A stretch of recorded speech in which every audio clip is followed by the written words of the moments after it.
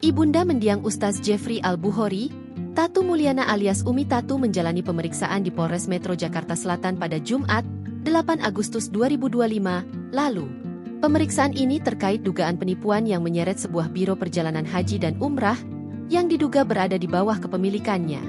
Ketika ditemui di Polres Metro Jakarta Selatan beberapa waktu lalu, Umi Tatu sempat memberikan pernyataan singkat kepada awak media. Nenek Adiba Hanza ini membenarkan pemeriksaan tersebut memang terkait masalah haji dan umrah. Umi Tatu diketahui memberikan keterangan sebagai saksi dalam kasus yang sedang berjalan. Iya, masalah haji dan umrah, kata Umi Tatu, dikutip dari YouTube Intens Investigasi, Selasa, 12 Agustus 2025. Wanita berusia 73 tahun ini memang tak banyak bicara mengenai dugaan penipuan tersebut. Ia juga tidak tahu secara detail mengenai laporan itu. Tapi masalah ini Umi nggak tahu juga, terangnya.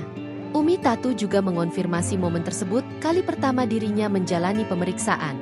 Iya, pemeriksaan pertama, ujar Umi Tatu. Dalam kesempatan yang sama, Umi Tatu menegaskan menantunya, Umi Pipik, tidak terlibat dalam persoalan tersebut. Nggak, ikut diperiksa. Lah, beliau nggak ada kaitan apa-apa. Umi juga nggak tahu ini, ungkapnya. Sampai saat ini belum ada klarifikasi pihak manapun, termasuk korban atas dugaan penipuan travel umrah yang melibatkan keluarga mendiang UJ tersebut. Download Tribun X sekarang, menghadirkan lokal menjadi Indonesia.